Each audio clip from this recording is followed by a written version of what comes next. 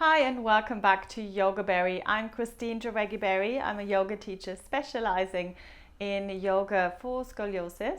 And in today's video, I'm going to show you 3 exercises that you can do if you have a left thoracolumbar scoliosis. And this is inspired by a student who recently came to see me with that curvature, and these are the poses that these are 3 of the poses that I've given her to practice.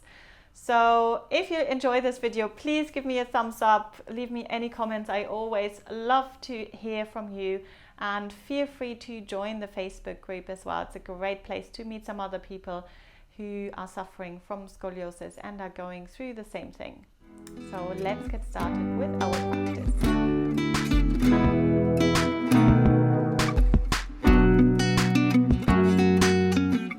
So for the practice today, you will need a yoga bolster, or you can also roll up some towels or blankets, for example. And I've got a blanket or a cushion that you can bring underneath your head.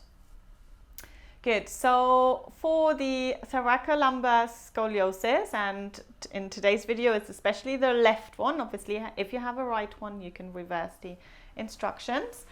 But we're going to lie on the bolster on our left side. So think about where the peak of your curve is. And the only way to really know this is obviously to get an X-ray and then find out. But you can also find out with the Adams forward bend, for example. There are some other videos about this. But let's assume you know where your curve is exactly, and we're going to bring the bolster onto the peak of the curve. Don't worry if it's not completely exact. As you can see, this is quite a large bolster. And we're lying over it, and this blanket is there to support the head. So what we're looking to do is lengthening through the whole of the right side. And this is a restorative yoga pose. So it's a pose that we stay in for a little bit longer. And I like to bring my arm up over the head and just kind of hang out here for a few minutes. So for the first time, if you're practicing this, set your timer to maybe 3 minutes, maybe 5 minutes, if you're feeling that this is quite comfortable already. And then after that, we're just going to see what the effects of the pose are. So what you're doing here is breathing into the right side of the rib cage. So that's the one that is being compressed all the time. So you want to kind of create a little bit more space here. Good. So let's fast forward a little bit. If you've done your 3 to 5 minutes, just slowly bringing yourself up, and we're going to put the bolster to the side. We won't need this anymore. And just come to lying down on your back for a moment. So just kind of noticing, I like to open the blanket a little bit, just kind of noticing what it feels like. Good. So this was more of a passive yoga pose. The next one we're going to do is an active one, and it's called side plank, which I'm sure you've come across. And for the left thoracolumbar curve, left C curve, we only want to practice this on the left side. So I'm showing you a slightly different variation to the full pose, and we're going to come onto the forearm. Left elbow is directly underneath the shoulder. The elbow, hips and heels are in line, so my knees are bent. And then first of all, we're just activating the underside here.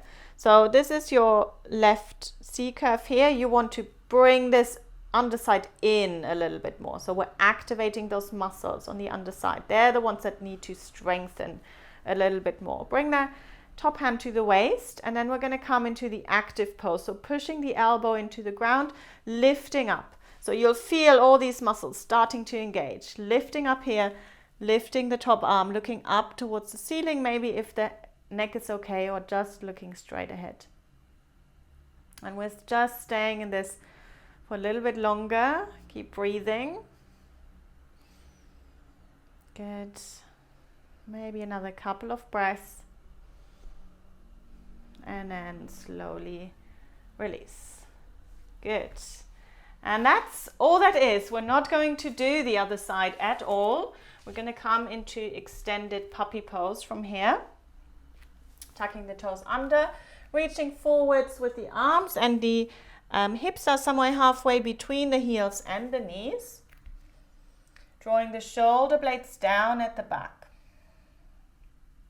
Good. And then again, just think about where you want to create the space. Where do you need to lengthen? So you need to lengthen the right side. The right side is compressed. So maybe just bringing the hands over off center towards the left and lengthening through the right side of the waist. So drawing the hips back a little bit more. Just the right side. Good. Just staying for another couple of breaths. And this is work actually. It's not just a stretch. This is, it keeps, there's a lot of work involved here to keep me in this position. And then coming back to center. So we always want to come back to symmetry, lengthening back with the tailbone, reaching forwards with the crown of the head. Good. And then slowly release. Good. And after that you would relax in Shavasana, just in a final relaxation pose, just lying on your back for a few breaths and allowing for the body to absorb all the benefits of the practice. Good, so I hope you enjoyed this little video, this little practice video for left thoracolumbar curve. Do let me know if you've got any questions, and I'll see you very soon for the next video.